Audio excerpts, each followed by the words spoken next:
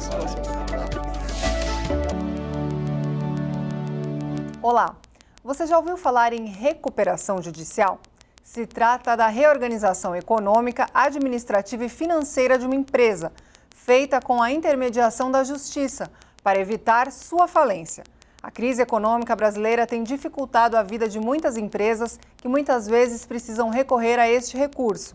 No entanto, dados indicam que poucas empresas conseguem cumprir os acordos celebrados dentro deste processo. Está no ar mais um programa em discussão especial e hoje eu recebo o advogado e especialista Odair de Moraes Júnior. Doutor, obrigada pela sua participação. Seja bem-vindo aqui à TV Alesp. Eu que agradeço o convite. Boa tarde a todos e espero traçar aí vários pontos dessa lei que está tão em evidência agora nesse momento de crise que passa o nosso país. Com certeza. Doutor, como eu mesmo mencionei na abertura, essa questão da recuperação judicial, nem todo mundo ouviu falar sobre esse assunto, né? Eu dei aqui um panorama geral do que se trata esse assunto, mas eu queria abrir o programa com o senhor explicando de uma maneira mais aprofundada o que de fato se trata essa recuperação judicial. A recuperação judicial é um procedimento legal que foi entabulado pela Lei 11.101 de 2005 e ela veio revogando a antiga Lei de Concordatas. E essa Lei de Recuperação Judicial atual, ela visa a proteção da empresa, ou seja, do desenvolvimento econômico em detrimento de eventualmente créditos privilegiados de credores. Então a legislação atribui ao Poder Judiciário e ao empresário um acordo entre eles, que tem estabelecido uma confiança, onde esse empresário, cumprido as determinações legais, a critério e a supervisão judicial, ele vai ter vários benefícios para sua efetiva recuperação, tal como deságio na dívida, tal como alongamento da dívida, tal como prazo de carência para pagamento da dívida e outras proteções que ele não teria, senão através de um processo de recuperação judicial. Então, no caso, é uma empresa, na verdade, que está passando aí um momento de dificuldade, não consegue arcar com as suas despesas, pagar seus funcionários, pagar seus credores de uma maneira geral. Então, pode recorrer a esse recurso, onde a Justiça vai intermediar um plano de acordo, vamos dizer assim, entre o empresário e os credores. Seria isso, então? Basicamente, sim. Respeitados os requisitos legais, o empresário, em dificuldade, ele vai solicitar ao Poder Judiciário a sua recuperação judicial. Qual empresário que pode requerer a recuperação judicial? Aquela empresa que está em funcionamento há mais de 2 anos, o plano de recuperação e a lei de recuperação não pode ser aplicada a instituições financeiras. Essa seria a única restrição legal, porque os bancos têm a sua própria forma de liquidação e não é aplicada a lei de recuperação judicial. Então, aquela empresa em funcionamento há mais de 2 anos, com todos os seus arquivamentos, contrato social na junta comercial, em perfeito funcionamento e tendo passivos anteriores ao pedido, ele pode se beneficiar da Lei 11.101 da recuperação judicial. Então, são esses os critérios ou tem mais alguns, doutor? Então, por exemplo, uma empresa que já, de repente, recorreu a esse recurso em um outro momento, ela pode, pela sua segunda vez, recorrer a isso? Ela pode recorrer desde que ela respeite o prazo de 5 anos do encerramento da recuperação judicial até o próximo pedido. Então, ela tem um prazo de 5 anos para uma segunda tentativa num pedido de recuperação judicial. E esse prazo conta do encerramento da recuperação. E é importante a gente explicar o que é o encerramento de uma recuperação, mas eu vou traçar o início e aí a gente chega no final depois, que acho que fica mais apropriado. O que eu acho um ponto importante para a gente mencionar é que muitos empresários, muitas vezes, perdem o tempo de um processo de recuperação judicial. Porque a recuperação judicial, até como o nome já está dizendo claramente, serve para o empresário e para a empresa trazer a sua recuperação à sua atividade. Porém, se ele chega num momento onde ele não consegue mais pagar seus funcionários, pagar os seus credores, ou seja, ele não tem sequer a sua atividade preservada para conseguir constituir faturamento, ele já inclusive perdeu, a gente chama a perda do time da recuperação. E ele fica num estado pré-falimentar. E aí, muitas vezes, a recuperação judicial tardia... Fica mais difícil. Muito mais difícil. E aí vem as estatísticas trazendo aqueles percentuais muito grandes de que as empresas não conseguem se recuperar. Então, muitas vezes isso acaba acontecendo por conta do empresário demorar de tomar a decisão, por N razões, de ingressar com o pedido de recuperação judicial. Porque ainda, infelizmente, na nossa economia, aquele empresário e aquela empresa que ingressa com o pedido de recuperação judicial, ela traz uma certa desconfiança ao mercado sobre as suas possibilidades.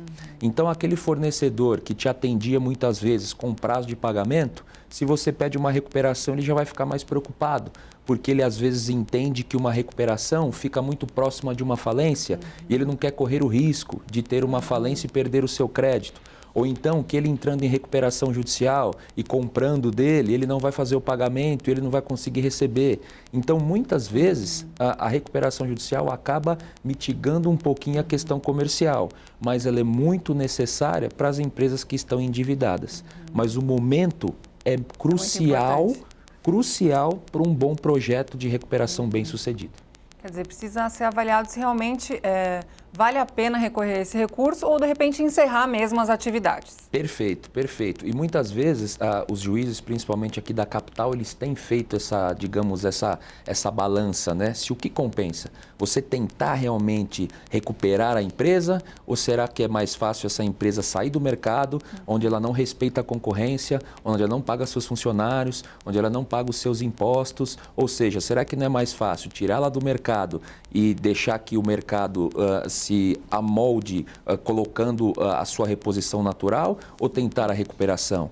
E esses são os motivos que se inicia um processo de recuperação judicial numa análise do juízo. O que o juízo faz? Ele avalia os argumentos trazidos pelo empresário, ele avalia se a empresa, numa análise inicial, tem possibilidade de recuperação, e aí ele defere o chamado processamento da recuperação judicial.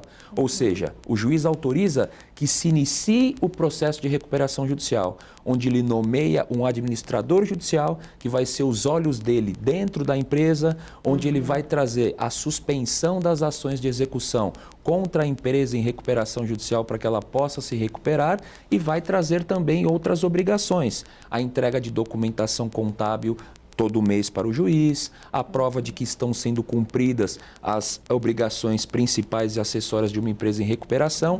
Esse é o início do processo. Ou seja, o juiz, por mais que numa análise bem inicial, ele já faz a primeira avaliação. Se é mais interessante a quebra da empresa e a retirada dela do mercado ou sim uma tentativa de recuperação judicial. E, doutor, me fala uma coisa que me vem muito à cabeça. No caso da empresa, que realmente não vale a pena recorrer a esse recurso e é decretada a falência, como que ficam as dívidas com os credores, os funcionários? Como que é esse processo? Fica realmente esse prejuízo todo para os indivíduos envolvidos nesse processo? Como que é? São duas situações. Quando a gente fala da recuperação judicial, a recuperação judicial ela ainda vai tentar fazer o pagamento de todos os credores.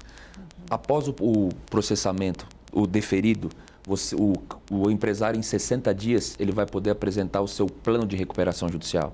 O que é o plano de recuperação judicial?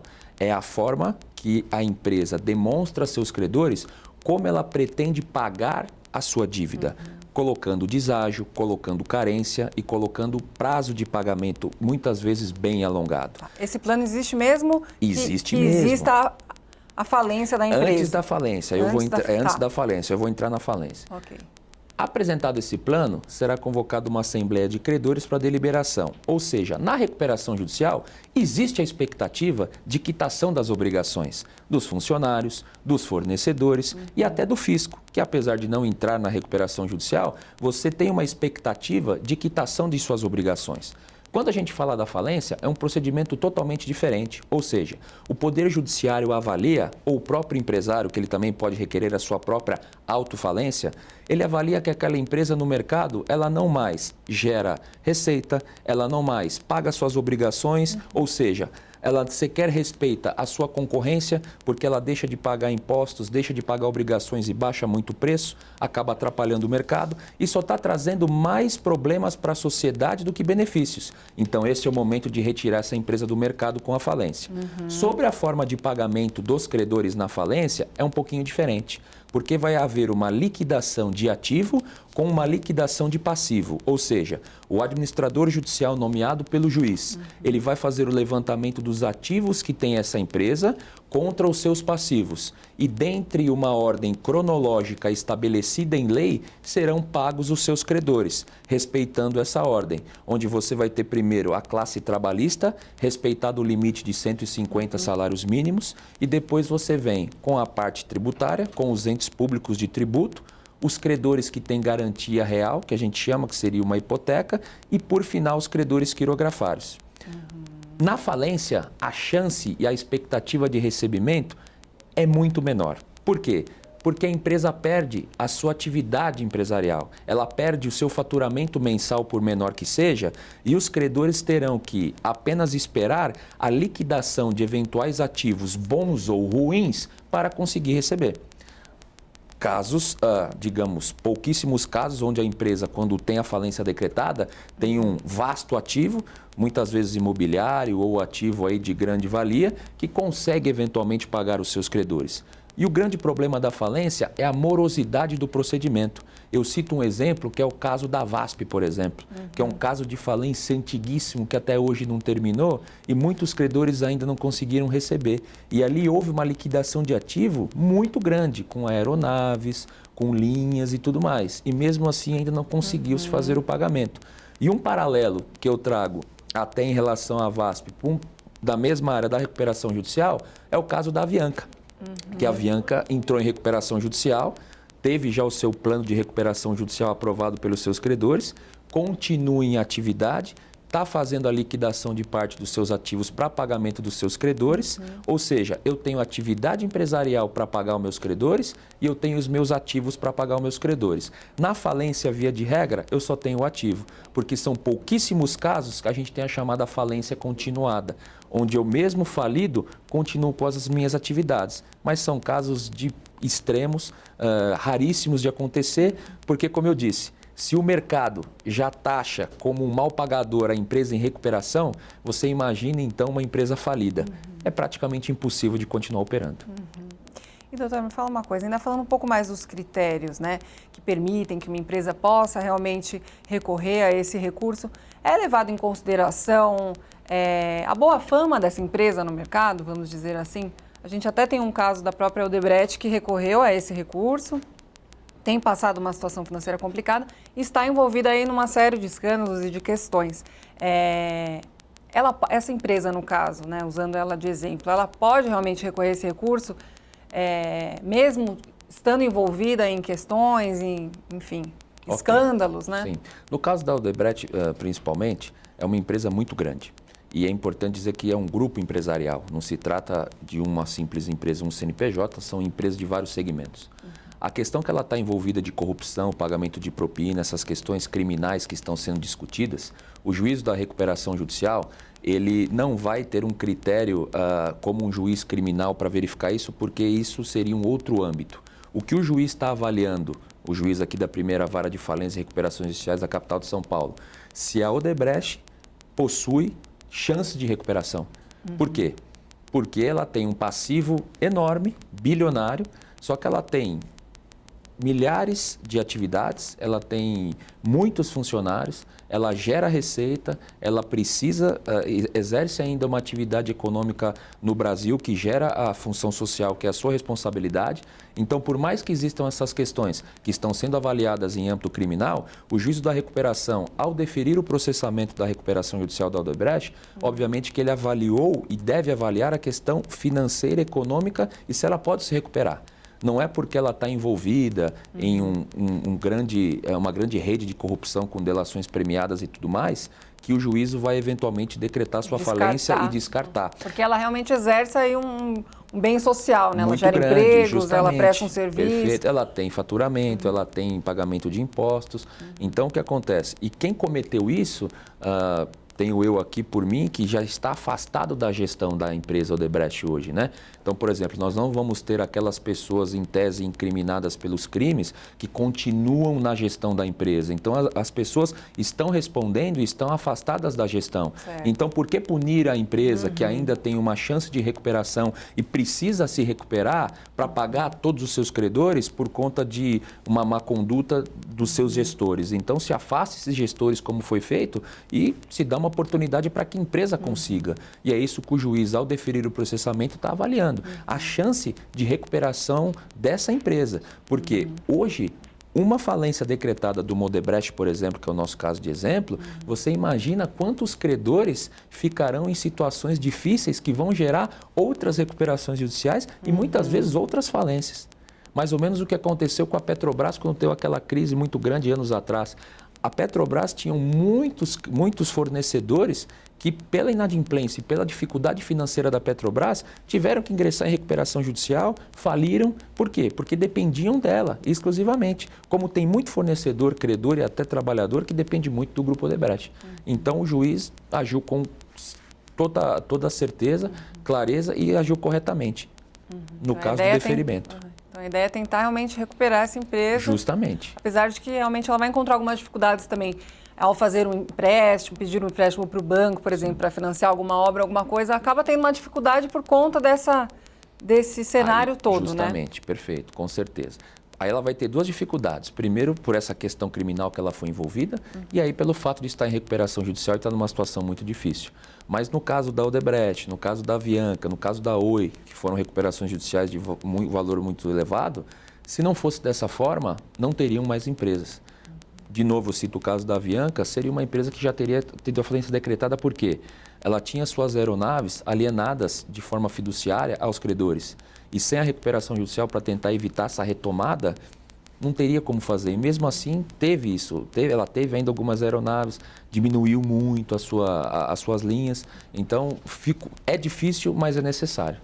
Certo. E, doutor, falando um pouco do processo mesmo, né? Okay. Na prática, onde a empresa busca esse recurso. Basicamente, esse processo tem 3 etapas. Eu queria que o senhor explicasse um pouquinho Perfeito. Como que é cada uma e quanto tempo, mais ou menos, dura todo esse processo. A gente pode realmente dividir em 3 etapas. A primeira etapa é a fase onde a empresa ingressa com o pedido e aguarda que o juiz defira o processamento da recuperação judicial.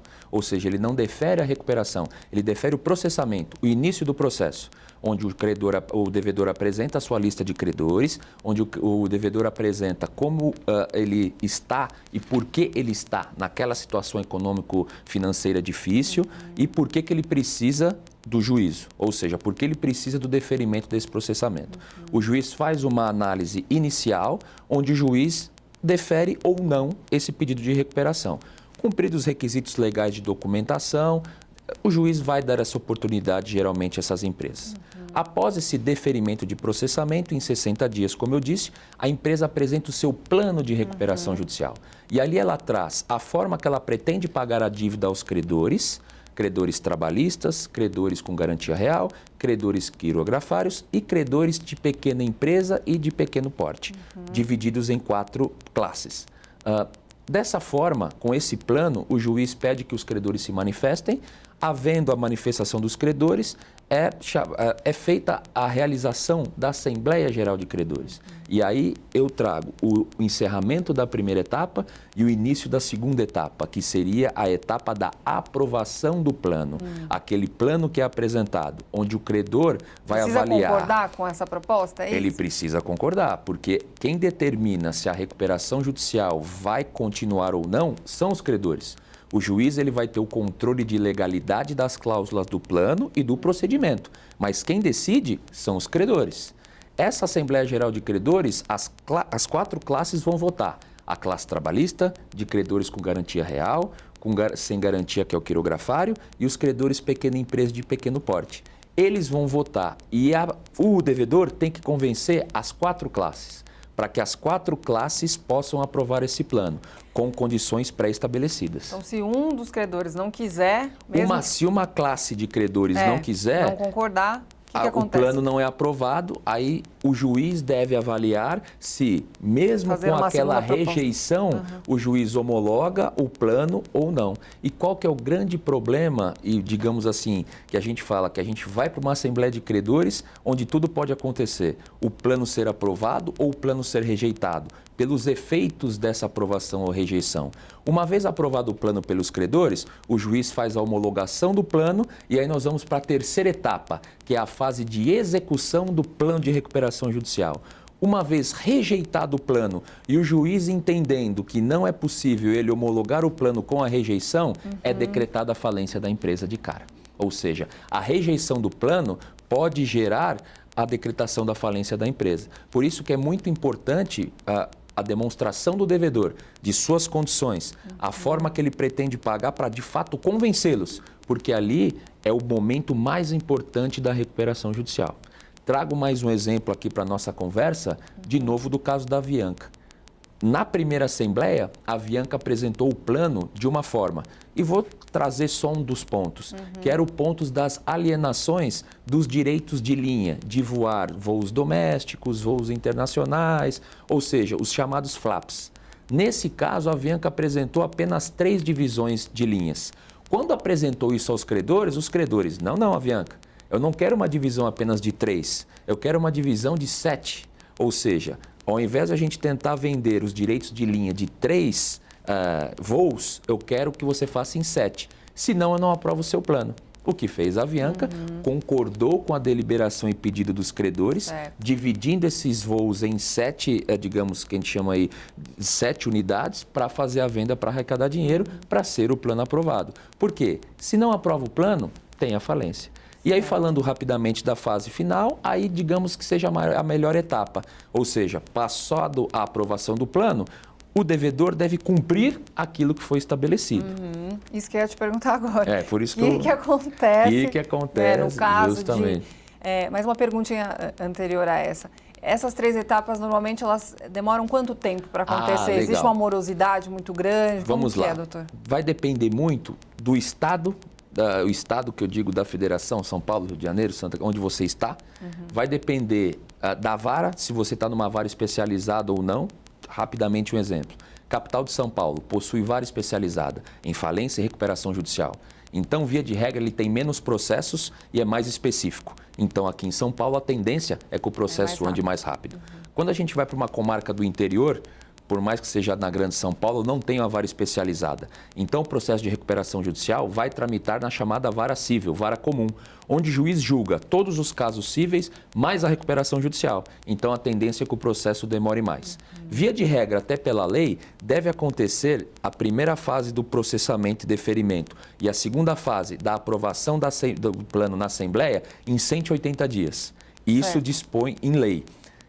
Mas a gente sabe que na prática nem sempre as coisas... São Paulo está muito bom. Por quê? Por conta das varas especializadas, menos processos, agilidade e pelo bom judiciário e bom juízes que hoje nós temos na capital. Então, eles tentam da melhor forma fazer o processo andar. Mas dependendo do tamanho, é praticamente impossível. Você imagina uma Odebrecht, quantos credores não tem? Só administradores judiciais são muita coisa. Toda essa questão dessa discussão mesmo, até chegar a um ponto comum. Justamente, é impossível você conseguir de fato em 60, 80 dias. Então, vamos traçar. Via de regra, a gente vai trabalhar que em um ano você tem uma assembleia de credores, ou seja, você finaliza a primeira e a segunda etapa. A terceira fase vai depender muito das condições do plano, porque a fase de execução de um plano pode ser em 10 anos, em 15 anos. Então, vai depender do cumprimento da execução do plano do período que o devedor pediu e foi aprovado pelos credores. Certo.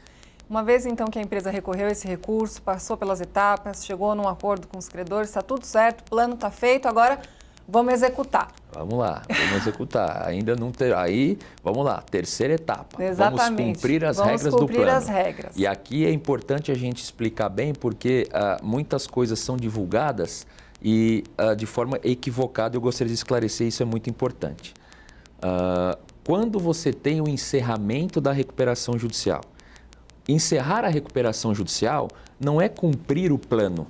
Como eu digo, o plano, para ser cumprido, pode demorar 15 anos, 10 anos. E o processo de recuperação judicial não pode esperar 15 anos. Então, a nossa legislação prevê que passados 2 anos da homologação da aprovação do plano pelo juiz, se a empresa devedora cumpriu todas as obrigações nesses 2 próximos anos, terminou-se a recuperação judicial. É o chamado período de fiscalização. Terminado o período de fiscalização, você cumpriu o processo de recuperação judicial. E aí que são os dados que muitas vezes são equivocados, pois são considerados que você saiu, uma empresa saiu da recuperação só contra o cumpre plano. A nossa lei é de 2005. Se eu tiver um plano de 15 anos, nem a primeira empresa que entrou em 2005, então sairia da recuperação. Nós não chegamos em 2020. Então, na verdade, a empresa sai da recuperação judicial após 2 anos, que é o chamado período de fiscalização. Cumprido os requisitos nesses 2 anos, terminou a recuperação judicial. Aí ela tem que cumprir o plano. Quais os efeitos de descumprimento numa fase e na outra fase? Se o devedor deixa de cumprir o plano nesse período de fiscalização de 2 anos, sua falência é decretada. Imediatamente. Imediatamente. Ou seja, ele não cumpriu nos 2 primeiros anos no período de fiscalização, ele tem a falência decretada. Se ele não cumpre o plano após esses 2 anos de fiscalização e encerrada a recuperação judicial, ele não quebra, ou seja, não tem a falência decretada. Os credores vão ingressar contra ele com a chamada execução. O plano de recuperação vira um título executivo judicial. Isso é muito importante deixar claro, porque muitas vezes esses dados, qual o percentual de empresas que se recuperam? 1%, 2%. Por quê? Porque se consideram que a empresa sai da recuperação cumprido o plano. E, na verdade, a nossa legislação diz isso. Você sai da recuperação após 2 anos da homologação do seu plano. Aí você está fora da recuperação judicial, tanto é que os efeitos do não cumprimento do plano após 2 anos não é convolução e falência, é sim a execução de um título executivo. E, doutor, me fala uma coisa, na sua visão, por que os números, né, de empresas que precisam recorrer a esse recurso e que entram também em falência, enfim, por que esses números têm crescido tanto no Brasil? É uma questão da crise mesmo do país? É uma questão de gestão? Existe essa dificuldade realmente de gerir uma empresa? Qual que é a sua visão? Eu vou atribuir 3 pontos. Primeiro, obviamente, que é uma questão global, uma questão econômica. Nós tivemos aí alguns picos de nossa economia. Eu trago dados de 2013, por exemplo, 2014, quando nós tivemos aquela crise no Brasil. Houve aí um grande número de empresas ingressando em recuperação judicial, porque é uma cadeia, é uma roda. O consumidor deixa de ter poder aquisitivo, não compra, ele não compra do varejo, que não compra do atacado, que não compra da indústria. Ninguém vende, ninguém compra, vai travando, ninguém tem crédito, ou seja, você não consegue circular a economia e as empresas vão se apertando. Segundo ponto, gestão. Realmente o empresário brasileiro, apesar de ser um herói na minha visão, porque ele tem que se preocupar com diversas coisas, nós temos uma burocracia muito grande na nossa legislação, principalmente na parte tributária. Ele, sendo esse herói, muitas vezes é o que eu disse no início da nossa conversa. Ele perde o time, muitas vezes por não entender, muitas vezes por não querer e muitas vezes por não aceitar que tem que fazer uma recuperação judicial, até por ego, até mesmo por vergonha de estar em recuperação judicial. E uma vez perdido o time, é um problema muito sério que acaba acontecendo. E o terceiro ponto que eu atribuo é, infelizmente, a forma ainda dessas reformas que têm que ser aprovadas aí pelo nosso Congresso, que estão propostas principalmente a primeira da Previdência e depois a tributária. Porque a questão tributária hoje é muito complexa. Então, muitas empresas ainda têm problemas tributários e para resolver o problema tributário, ela acaba envolvendo a questão comercial, que acaba envolvendo a questão de venda, que acaba, ou seja, ela traz um problemão entrando na gestão, entrando na crise e na parte fiscal. E aí, quando ela vai ver, ela está toda endividada com o fisco, com o banco, com o credor, com o fornecedor, e aí não tem outro caminho a não ser a recuperação judicial. E se ele ainda é um empresário que o faz de forma tardia, a chance de êxito vai ser sempre muito menor. Doutor, eu quero agradecer a sua participação, foi muito bom. Falou pouco, mas falou tudo que a gente precisava saber sobre esse assunto. Acho que ficou muito claro aqui para o nosso telespectador todo esse processo. Muito obrigada.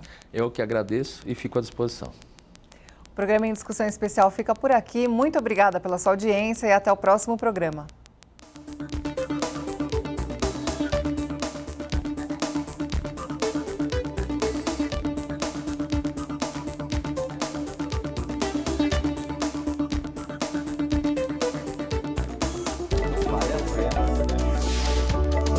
próxima.